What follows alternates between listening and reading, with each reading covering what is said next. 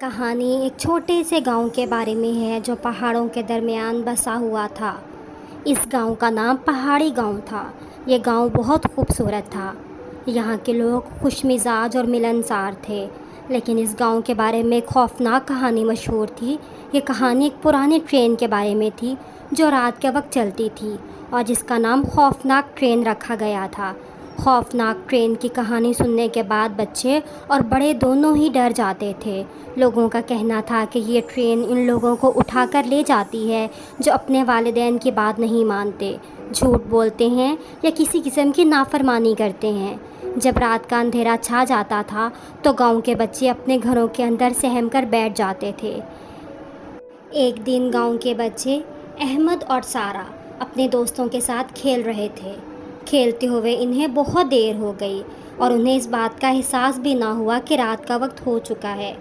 احمد اور سارہ دونوں ہی اپنے والدین کی بات نہ مانتے تھے اور اکثر جھوٹ بھی بولتے تھے۔ جب ان کے والدین انہیں گھر آنے کے لیے بلایا تو انہوں نے ان کی بات کو نظر انداز کر دیا اور کھیلنے میں مگن رہے۔ رات کے اندھیرے میں گاؤں کے باہر کی پٹری پر خوفناک ٹرین چلنے لگی۔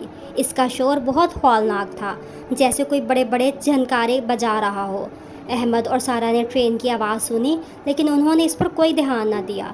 انہیں معلوم تھا کہ یہ ٹرین خطرناک ہے، لیکن وہ اس کے بارے میں کچھ زیادہ نہ سوچتے تھے۔ جب احمد اور سارہ کھیلتے ہوئے جنگل کے قریب پہنچے تو اچانک انہیں ایک عجیب سی آواز سنائی دی۔ وہ رک گئے اور ایک دوسرے کو گھبرا کر دیکھا۔ یہ وہی خطرناک ٹرین تھی جس کے بارے میں انہیں بچپن سے کہانیاں سنائی گئی تھیں۔ سارہ نے احمد کو کہا، ہمیں واپس گھر جانا چاہیے، یہ ٹرین ہمیں لے جا سکتی ہے۔ احمد نے ہنس کر کہا، یہ سب باتیں جھوٹ ہیں، ہمیں کچھ نہیں ہوگا۔ لیکن جیسے ہی وہ آگے بڑھے ایک شدید قسم کی روشنی ان کے سامنے آ گئی۔ وہ روشنی اتنی تیز تھی کہ انہیں کچھ بھی نظر نہ آیا۔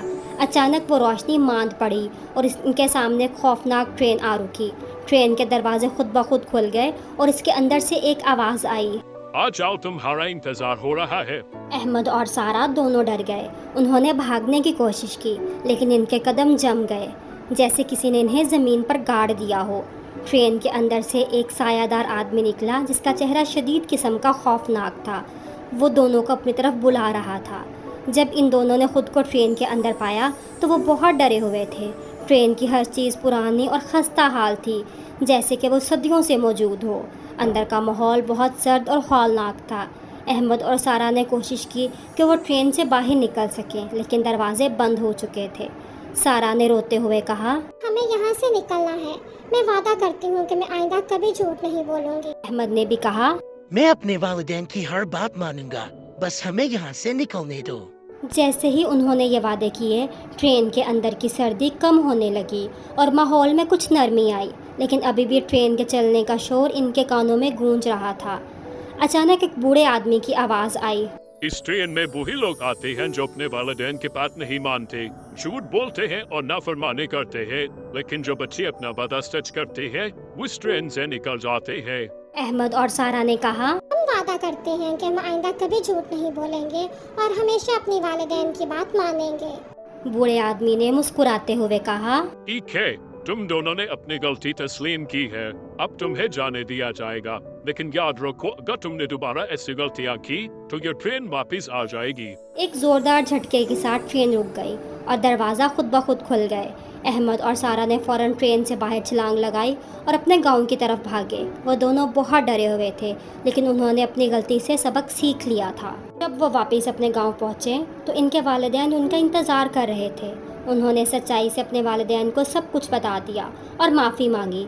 ان کے والدین نے انہیں گلے لگا لیا اور کہا، ہم خوش ہیں تم دونوں نے اپنی غلطی تسلیم کی ہے اور وعدہ کیا ہے کہ آئندہ ایسی غلطیاں نہیں کرو گے۔ اس واقعے کے احمد اور سارہ نے کبھی بھی اپنے والدین کی بات نہیں ٹالی اور ہمیشہ سچ بولنے کی عادت اپنائی۔ وہ دونوں ایک خوشحال زندگی گزارنے لگے اور گاؤں کے دوسرے بچوں کو بھی نصیحت کرتے تھے کہ کبھی جھوٹ نہ بولیں اور ہمیشہ والدین کی بات مانیں۔ گاؤں میں خوفناک ٹرین کی کہانی اب صرف ایک نصیحت بن گئی تھی۔ لوگ اسے یاد کر کے سچائی اور فرما برداری کی اہمیت کو سمجھتے تھے۔